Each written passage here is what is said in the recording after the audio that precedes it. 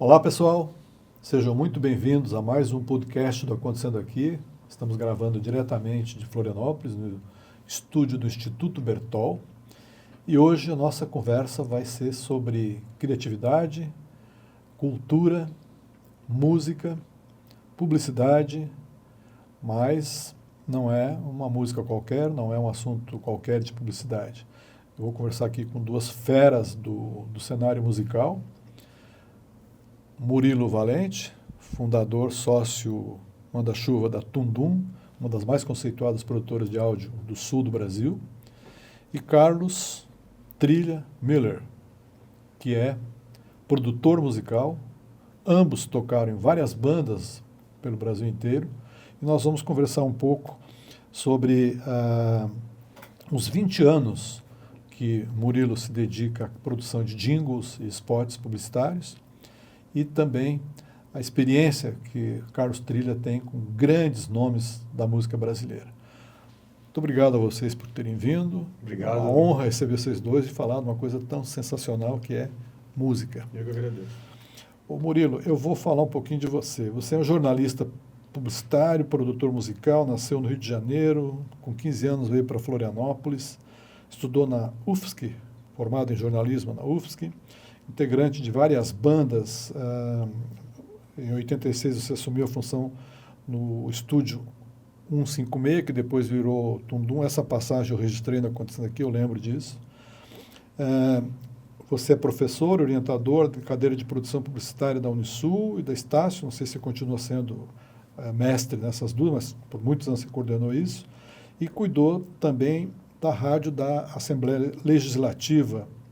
E agora, em 25, você prometeu que vai estrear como colunista da Acontecendo Aqui. Vamos ver, pessoal. Se em um mês não tiver a coluna dele, ele é um mentiroso. O Carlos Trilha, nascido em Florianópolis, seu primeiro contato com as teclas e os teclados foi aos 3 anos de idade, depois ele estudou piano erudito, tornou-se músico em 84, músico profissional. Em 89 foi para o Rio de Janeiro, foi integrar a banda do Léo Jaime, trabalhou com Kid Abelha, Leone. Em 92 se tornou músico da Legião Urbana, foi coautor de Renato Russo na canção Sagrado Coração, só para dar uma palhinha do que ele já fez. Arranjou e produziu inúmeros artistas, né? Em 22 ganhou um Grammy, em 24 ganhou de novo outro Grammy, ele vai poder falar um pouquinho sobre isso. E agora esse último Grammy foi um projeto com a música do cantor Erasmo Carlos, também falecido há pouco tempo. Vamos começar conversando com o Murilo e vou saber dele como é que começou a tua relação com a música. E especialmente depois de tocar bandas de rock, você foi para a publicidade, quer dizer, trocar os palcos e o público e a interação e a criatividade por briefs para fazer a publicidade. Fala um pouquinho disso. Então, a música está na minha vida desde muito pequeno, muito jovem, né? Muito pequenininho, assim. Eu já falei, eu sempre cito isso, que eu era apaixonado por bateria, né? Eu tinha a bateria como um ser. Eu ia no Holiday on Ice, em Maracanãzinho, aquele show de patinação internacional, tá? Eu não ficava vendo ali, eu ia para os fundos do palco, da arena ali, para ficar vendo o baterista. Então, assim, começou com isso, né? Então, a bateria entrou e aí eu comecei junto com a bateria, tocar violão e fui gostando cada vez mais de música, né? Sempre incentivado pela minha mãe, minha avó. E foi isso. Aí com a mudança para Florianópolis, eu comecei a tocar em bandas no Rio, né? E com a mudança para Florianópolis, comecei a tocar aqui também e tal. E tive algumas bandas, tive a banda Decalcomania, que é o meu xodó, uma banda que durou 2 anos, que foi bem divertida. E depois pro Tubarão, aquela banda de rock Tubarão, que era Ratones antigamente e tal. Os 2 irmãos, Juca e Deca, estavam montando um estúdio. E eu estudando jornalismo. E eu circulava muito pelo estúdio, aí eu falei pro Juca, não precisa de ninguém aí para mexer. Entrei para operar as máquinas, a gravação, e nunca mais saí. Então, e a publicidade te pegou como? assim, Porque o estúdio era um estúdio de gravação de música. Já era de publicidade também? Já direcionado à publicidade. Então eu comecei a conviver muito com a publicidade, muito. E são vários anos, né? Foi 86, isso quer dizer, eu... Já está com 40 anos. Sou tão velho assim? 40 anos de profissão. Você acabou de confessar 86, fiz as contas, 40 anos. Quase, 38. Mas então entrei nesse mundo da publicidade e estou até hoje. Eu conheço o teu repertório da Tom Boom, milhares, não posso dizer com certeza que são milhares de produções que vocês já entregaram aqui em Santa Catarina. Qual é o briefing ideal para um produtor musical para a publicidade, como você, quer dizer... Um briefing de jingle, por exemplo? Para criar um jingle. Qual é o briefing? O cara te diz o lado duro da venda, ele te diz um institucional, ele te dá liberdade, como é que é? Tem várias nuances, né? Tem o cara que não dá nada, não dá nem a referência, isso é muito triste, porque a gente sempre pede referência, né? Vou fazer um jingle da ótica. Ele tem que me dar pelo menos uma ideia do que ele gosta, porque para a gente partir de algum norte, né? E tem aquele cara que não dá nada e fala assim, não, vai aí no teu feeling que você entende mais que eu. Aí você vai lá e faz uma coisa no teu feeling e ele fala, era isso que eu não queria. Aí eu digo, então tá, porque... Aconteceu muito isso, não? Muito. Então, assim... Mas é a agência de propaganda que diz isso ou é o anunciante que... Não, a agência de propaganda. A agência também diz isso, né? A cada vez menos, né? Mas o ideal é ter essa referência, ter o conceito do que ele quer passar, a necessidade dele com relação à música, né? E algumas palavras-chave. Se tiver letra, alguma letra rabiscada, é bom. Senão eu crio tudo. E aí a gente parte para isso. Eu vou lá, eu escrevo a letra, faço a letra, apresento a letra, ele vai aprovar, vai mudar alguma coisa ou outra, e aí parte para a produção musical da peça. Quando você está criando isso, você leva em consideração o que vale para você primeiro? É a música, é a letra ou é a marca e as campanhas publicitárias dele? Você falou agora que você escreve a letra, mas você já tem a música pensada? A letra... Ou a música vem antes e aí você escreve a letra em cima da música? Então, você é um músico, né? Assim, como é que é? Eu tendo a referência, vamos dizer, ele quer um reggae. Eu vou falar no caso que está acontecendo agora. Tem um cliente que nesse momento está acontecendo, tá? Ele quer fazer um jingle com uma referência, eu vou esquecer o nome dela, obviamente, uma referência de uma música que é uma música de violão, com ukulele, feliz, leve e tal. Então, eu tendo a referência, eu já parto para a letra com alguma ideia cantarolada. Já cantarola no tempo e na ideia da música, entende? E assim vai. É meio caminho andado quando você tem essas informações, né? Eu sou um ouvinte de rádio, eu não sou profissional de rádio, muito menos músico como vocês dois. Mas eu sinto assim uma falta de criatividade na publicidade no rádio hoje. Eu até vejo muito comercial em rádio tocando a trilha do filme de televisão. Quer dizer, e todo mundo faz tudo igual hoje no rádio. Quer dizer, o pessoal desprezou a criatividade no rádio? Qual é a tua opinião? Isso é Você que faz bastante coisa para a rádio. Sim, é uma coisa triste, né? Porque o rádio tem um potencial incrível, né? Então... Quando as pessoas partem para o texto simples, texto vendedor, simplesmente sem nenhuma ideia criativa, é um problema, né? Você vai perdendo a graça do rádio, que o rádio, sempre foi uma coisa muito criativa, que mexe muito com a imaginação. Sim, né? Sem dúvida. Então, assim, um tempo atrás, a gente sentindo esse problema, eu cheguei a te mandar até a criação do mundo. Eu e meu pessoal lá no estúdio, quando era 156 ainda, a gente criou uma peça que era a criação do mundo. Deus criou o mundo e esqueceu de colocar o som nas coisas. E essa é a ideia. E a gente começou. Então são 7 minutos e 15 mexendo com tudo. Deus fala, o anjo Gabriel fala, e o presidente era o Fernando Henrique Cardoso, a prefeita era Ângela Amin, o Lula não tinha ganhado nada. Então a gente faz uma brincadeira, tinha umas novelas no ar. A gente fez essa peça e a gente distribuiu para as agências. E foi muito certeiro, porque logo em seguida a Neovox criou um spot simples. Ricardo Pisani, que é um craque, de uma seguradora, SMJ Seguros, e foi um sucesso. Nós ganhamos o Colunistas.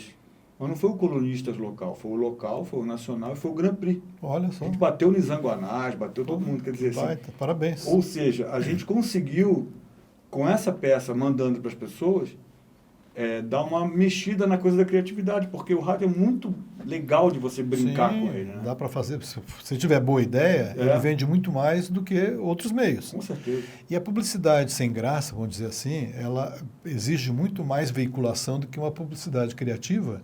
Se você tem uma grande ideia bem executada no rádio, ela vai vender muito mais rápido do que uma publicidade com texto simples, como você falou. Quanto tempo demora para você produzir um comercial, um jingle bem trabalhado?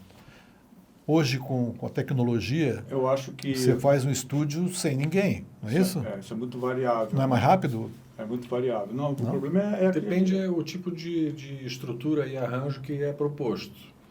Né? Às vezes a gente produz em alguns minutos e às vezes a gente leva 3 dias para conseguir chegar num resultado satisfatório, pelo menos para nós.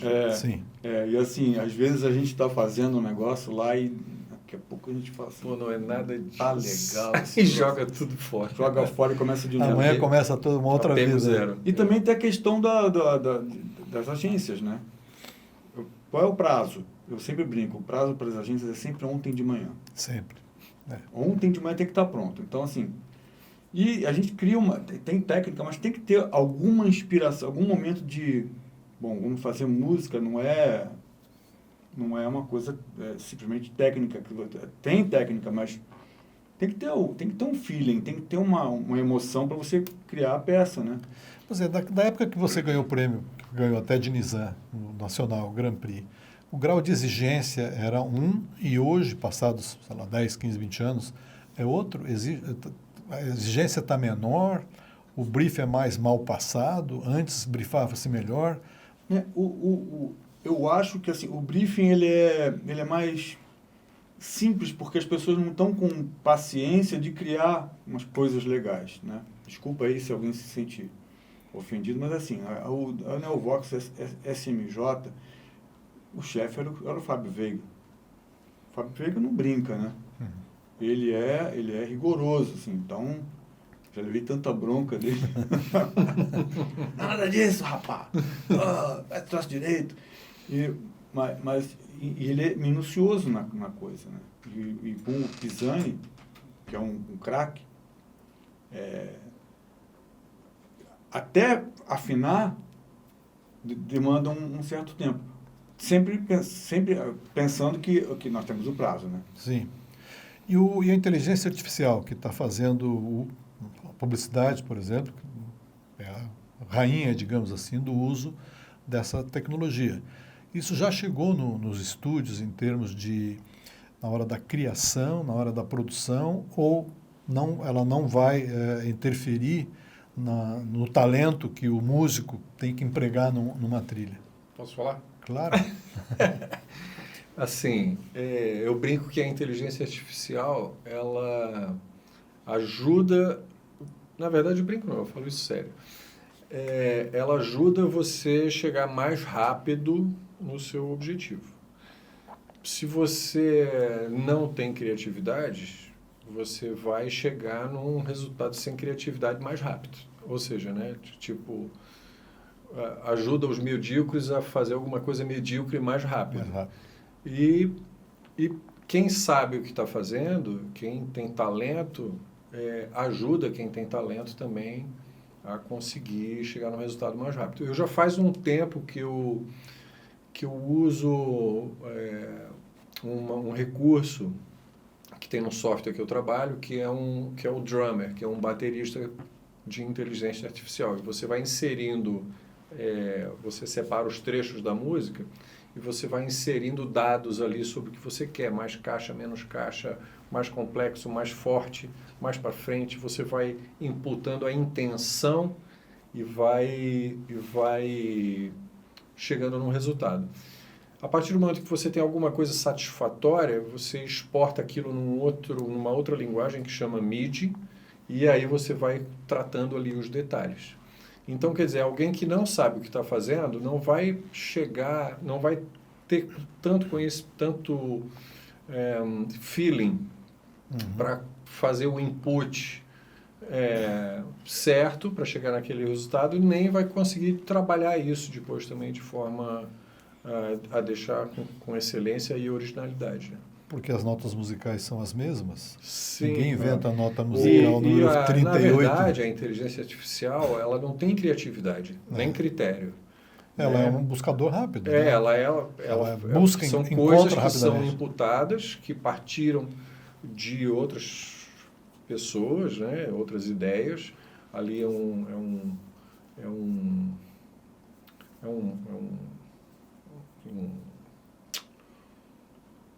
resumo de ideias, né, que são justapostas, e se você não tiver critério, aquilo não vai ter excelência nem vai ter criatividade. Né? Não vai ficar bom. Se você for um produtor medíocre, um compositor medíocre, o resultado vai continuar sendo medíocre, com inteligência artificial ou não. Com relação à locução, voz, está tomando conta, né? Eu sou totalmente contra, porque vamos falar que tá velho. Não é isso, não. É o seguinte, voz de inteligência artificial, talvez daqui a 5, não fala menos, 2 anos, esteja perfeita, mas agora é de plástico. Uhum. Para mim, isso acontece com a parte musical também. Eu sinto que, por exemplo, esses áudios, eu vi uma produtora de renome nacional, de grandes artistas, que comemorou 30 anos, e ela produziu uma música de comemoração. Aí você vê pelo texto, pela letra e pelo som do resultado, eu percebo na hora que é inteligência artificial. O resultado sonoro, parece que o som passa por uma esponja, não sei explicar. Eu sinto isso nos textos que eu recebo. Estou começando a escrever com o ChatGPT. Eu tenho recebido... É pasteurizado. Eu tenho recebido de algumas agências, assim, eles me mandam uma música feita por inteligência horrorosa, artificial. feita por inteligência artificial, e o cliente gostou disso. Agora faz para valer. Entendeu? Esse monstro é só um monstro. Me manda um monstro de 3 minutos. É um monstro robótico. Agora, a gente tem que pegar e fazer aquilo ali, só que humanizado, né?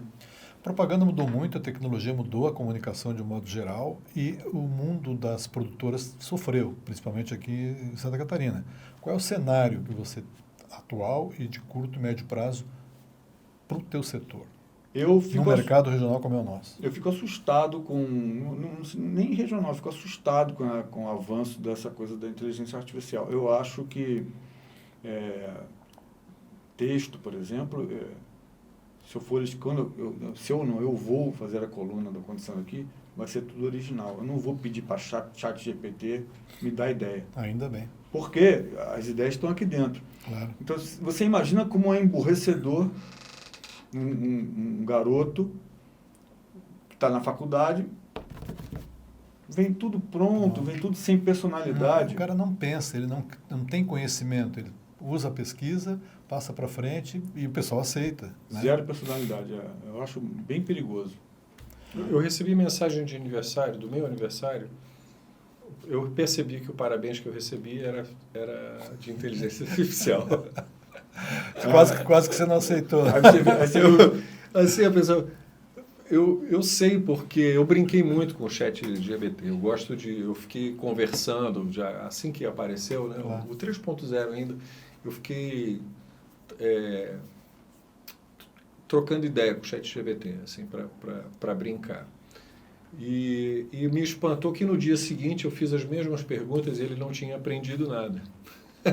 E quando você usa a mesma pergunta, a mesma estrutura de pergunta com 3, 4 ferramentas diferentes, eles buscam no mesmo lugar, com as mesmas frases, com o mesmo jeitão, então não tem assim não há criatividade, não há uma exclusividade. Eles vão na mesma biblioteca ou no mesmo lugar. E o ChatGPT é uma ferramenta de linguagem. Então, você pode usar realmente para auxiliar na construção de linguagem. Mas sempre usar como uma ferramenta auxiliar, não como fonte principal. Porque se você usar como fonte de pesquisa, os dados são errados. 90% das vezes os dados são errados. Mesmo quando você imputa os dados corretos, no dia seguinte, se você fizer a mesma pergunta, ele não aprendeu nada a respeito daquilo. Porque eles não são programados para aprender com conversas individuais, né? Eles são programados para atender, dar respostas de acordo com as informações que são imputadas até uma determinada data. Pessoal, eu acho que vocês gostaram, gostei muito da conversa aqui e até o próximo podcast.